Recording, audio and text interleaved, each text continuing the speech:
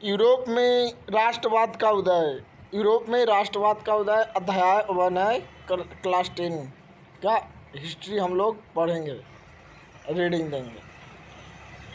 Frederick Saryu विश्वव्यापी प्रजातांत्रिक और सामाजिक गणराज्यों का स्वप्न, राष्ट्रों के बीच संधि 1848। कब?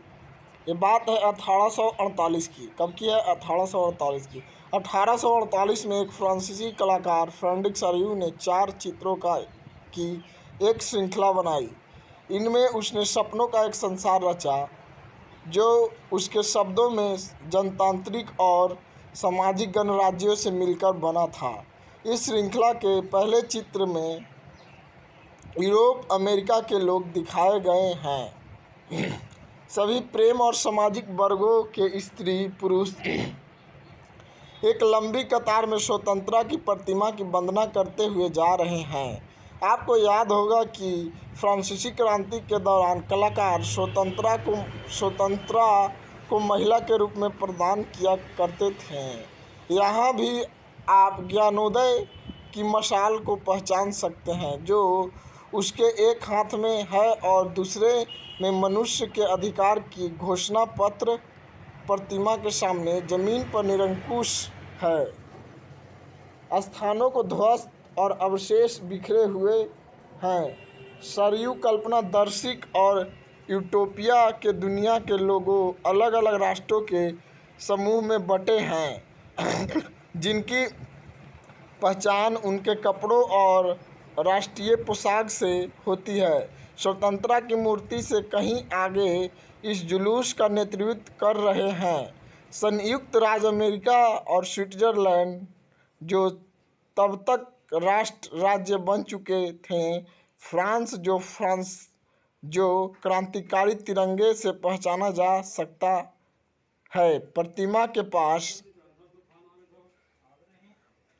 निरंकुश, ऐसी सरकार या शासन जो व्यवस्था जिसकी सत्ता पर किसी प्रकार का कोई अंकुश नहीं होता है।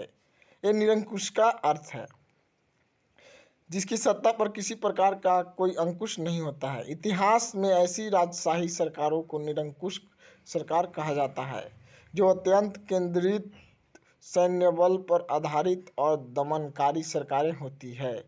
कल्पनादर्शी यूटोपिया, एक ऐसे समाज की कल्पना जो इतना आदर्श है कि उसका साकार होना लगभग असंभव होता है। गतिविधि, आपकी राय में चित्र 1 किस प्रकार का कल्पनादर्शी दृष्टि को प्रतिबिंब करता है? आप अपनी राय में बताइए। अब देखिए, आगे बढ़ते हैं। अभी अभी पहुंचा है और उसके पीछे जर्मनी के लोग जो काला, लाल और सुनहरे झंडा थामे हैं। यह दिलचस्प है कि जिस समय सरयू ने यह छवि निर्मित की, जर्मन लोग तब तक एक संयुक्त राष्ट्र का हिस्सा नहीं बने थे। जो झंडा वे थामे हुए हैं 1848 की उदारवादी उम्मीदों की अभिव्यक्ति है, जिनमें उनके जर्मन भाषी रियासतों को एक प्रजातांत्रिक संविधान के अंतर्गत एक राष्ट्र राज्य में गठित करने की चाह थी। जर्मन के बाद ऑस्ट्रिया 2 सिलसिलाओं की राजशाही Lombardy, Poland, England, Ireland, Hungary और रूस के लोग हैं। ऊपर स्वर्ग में ईसा मसीह संत फरिश्ते इस दूसरे पर नज़र जमाए हुए हैं। चित्रकार ने उनका इस्तेमाल दुनिया के राष्ट्रों के बीच भाईचारा के प्रतीक के रूप में किया है। इस अध्ययन में ऐसे कई विषय उठाए जाएंगे जिनकी काल्पनिक अभिव्यक्ति सरयू ने चित्र 1 में की थी। 19वीं सदी के दौरान राष्ट्रवाद एक ऐसी ताकत बनकर उभरा जिसने यूरोप के राजनीतिक और मानसिक जगत में भारी परिवर्तन ला दिए। इन परिवर्तनों ने अंततः यूरोप के बहुराष्ट्रीय वंशीय साम्राज्यों के स्थापना पर राष्ट्र राज्य का उदय हुआ। यूरोप में लंबे समय से एक ऐसे आधुनिक राज्य की गतिविधियां और विचार विकसित हो रहे थे जिसमें स्पष्ट रूप से परिभाषित क्षेत्र पर प्रभुसत्ता एक केंद्रीय शक्ति थी, लेकिन राष्ट्र राज्य ने न केवल उसके शासकों बल्कि उसके अधिकांश नागरिकों में एक साझा पहचान का भाव और साझा इतिहास का विरासत की भावना थी। साझेपन में कि यह भावना अनंत काल से नहीं थी।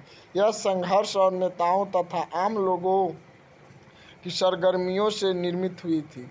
यह अध्याय उन विधि प्रक्रिया पर प्रकाश डालेगा जिनके तहत 19वीं सदी के यूरोप में राष्ट्र राज्य और राष्ट्रवाद अस्तित्व में आए। क्या राष्ट्रवाद अस्तित्व में आए? देखिए, अंसर्ड रैने राष्ट्रवाद क्या है, कौन बता रहे हैं? अंसर्ड रैने राष्ट्रवाद के बारे में बता रहे हैं। इसमें लिखा हुआ है, फ्रांसीसी दार्शनिक अंसर्ड रैने ने 1823 से 1892 में 1882 में सोर्बोन विश्वविद्यालय के लिए व्याख्यान में राष्ट्र की अपनी समझ को प्रस्तुत किया। बाद में यह व्याख्यान प्रसिद्ध निबंध के रूप में छपा, जिसका शीर्षक राष्ट्र क्या है। इस निबंध को रेने अन्य लोगों द्वारा प्रस्तावित इस विचार का आलोचना करता है कि राष्ट्रवाद सम्मान, भाषा, नस्ल, धर्म या क्षेत्र से बनता है। एक राष्ट्र लंबे प्रयासों, त्याग और निष्ठा का चरम बिंदु होता है। शौर्य वीरता से युक्त अतीत, महान पुरुष के नाम से गौरव, यह वह सामाजिक पूंजी है जिस पर एक राष्ट्रीय विचार आधारित किया जाता है।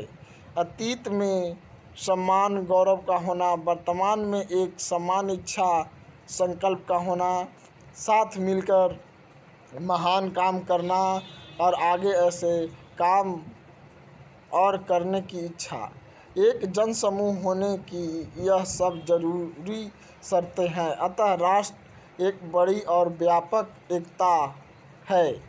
उसका अस्तित्व रोज होने वाला जनमत संग्रह है।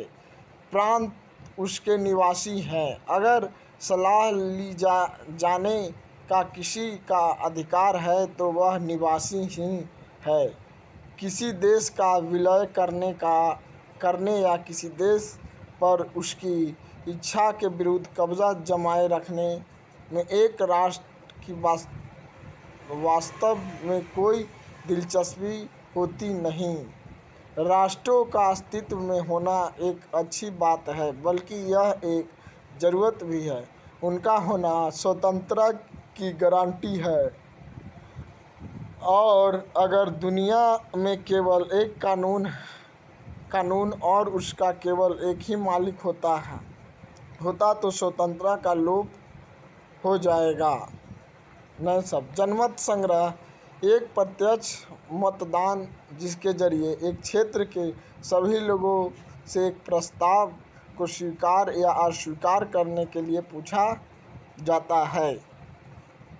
रेने की साझा चर्चा करें। किसके बारे में? रेने की साझा समझ में अनुसार एक राष्ट्रवाद विशेषताओं का संक्षिप्त विवरण है। उसके मतानुसार राष्ट्रवाद क्यों महत्वपूर्ण है। अब हम लोग जानेंगे फ्रांसीसी क्रांति और राष्ट्रवाद का विचार। राष्ट्रवाद की पहली स्पष्ट अभिव्यक्ति 1789 में फ्रांसीसी क्रांति के साथ हुई। जैसा कि आपको याद होगा कि 1789 में फ्रांस एक ऐसा राज्य था जिसके संपूर्ण भूभाग पर एक निरंकुश राजा का आधिपत्य था। जो फ्रांसीसी क्रांति से जो राजनीतिक और संवैधानिक बदलाव हुए, उनके प्रभुसत्ता राजतंत्र से निकलकर फ्रांसीसी नागरिकों के समूह में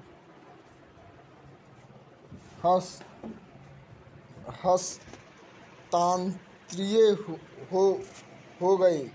क्रांति ने घोषणा की कि अब लोग द्वारा राष्ट्र का गठन होगा और वे ही उसकी नियति तय करेंगे। प्रारंभ से ही फ्रांसीसी क्रांतिकारियों ने ऐसे अनेक कदम उठाए जिनमें से फ्रांसीसी लोगों में एक सामूहिक पहचान की भावना पैदा हो सकती थी। पितृभूमि और नागरिक जैसे विचार ने एक संयुक्त समुदाय के विचार पर बल दिया, जिसे एक संविधान के अंतर्गत समान अधिकार प्राप्त थे। अतः एक नया फ्रांसीसी झंडा तिरंगा चुना गया, जिसने पहले के राजध्वज की जगह ले ली। ईस्ट जनरल का चुनाव सक्रिय नागरिकों के समूह द्वारा किया जाने लगा और उनका नाम बदलकर नेशनल असेंबली कर दिया गया। नई स्तुतियाँ रची गई, शपथें ली गई, शहीदों का गुणगान हुआ और यह सब राष्ट्र के नाम पर हुआ। एक केंद्रीय प्रशासनिक व्यवस्था लागू की गई, जिसने एक भूभाग में रहने वाले सभी नागरिकों के लिए समान कानून बनाए। आंतरिक आयात निर्यात शुल्क समाप्त कर दी गए और भार तथा नापने की एक समान व्यवस्था लागू की गई। क्षेत्रीय बोलियों को हतोत्साहित किया गया और पेरिस ने फ्रांस जैसी बोली और लिखी जाती थी वही राष्ट्र की साझा भाषा बन गई। क्रांतिकारियों ने यह भी घोषणा की कि फ्रांसीसी राष्ट्र का यह भाग्य है। लक्ष्य था कि वह यूरोप के लोगों को निरंकुश शासकों से मुक्त कराए। दूसरे शब्दों में, फ्रांस यूरोप के अन्य लोगों को राष्ट्रों में गठित होने में मदद देगा। जब फ्रांस की घटनाओं की खबर यूरोप के भिन्न भिन्न शहरों में पहुंची, तो छात्र तथा शिक्षित मध्य वर्ग के अन्य सदस्यों ने जैकोबिन क्लबों की स्थापना करने लगे। उनकी गतिविधियों और अभियानों में उन्हें फ्रेंच सेनाओं के लिए रास्ता तैयार किया, जो 1790 के दशक में हॉलैंड, बेल्जियम, स्विट्जरलैंड और इटली के बड़े इलाके में घुसी। क्रांतिकारी युद्धों के शुरू होने के साथ ही फ्रांसीसी सेनाएं राष्ट्रवाद के विचार को विदेशों में ले जाने लगी। नेपोलियन के नियंत्रण में जो विशाल क्षेत्र आया, वहां उसने ऐसे अनेक सुधारों की शुरुआत की, जिन्होंने फ्रांस में पहले ही आरंभ किया जा चुका था। फ्रांस में राजतंत्र वापस लाकर नेपोलियन ने निसंदेह वहां प्रजातंत्र को नष्ट कर दिया था। किसने? नेपोलियन ने। देखिए, एक पॉइंट पढ़ेंगे। चित्र 2। एक जर्मन पंचांग, जहां तिथि पत्र का मुख्य पृष्ठ जिस पत्रकार ने एडिसन रेवॉन ने 1798 में डिजाइन किया। फ्रेंच वॉलस्ट्रीट में क्रांतिकारी भीड़ में प्रवेश के चित्र को उससे मिलते जुलते किले को बगल में बनाया था। यह किला जर्मन प्रांत के कैसेल में निरंकुश शासन को गढ़ के रूप में चित्रित है। इस चित्र के साथ एक नारा दिया गया, लोगों को अपनी आज़ादी मुट्ठी में कर लेनी चाहिए। रेवॉन एक पत्रकार था जो मेजन नामक शहर में रहता था। वह जर्मन जैकोबिन गुट का सदस्य था। कहाँ का? जर्मन जैकोबिन गुट का सदस्य था। जय हिंद दोस्तों। अब बनाएंगे हम लोग नया रीड करेंगे अब अगला वीडियो में। जय हिंद। ये आप मैप देख लीजिए। इसी में जो नेपोलियन था वहाँ पे फिर क्या यही सब में राजतंत्र का क्या किया था? स्थापना किया था। जय हिंद दोस्तों।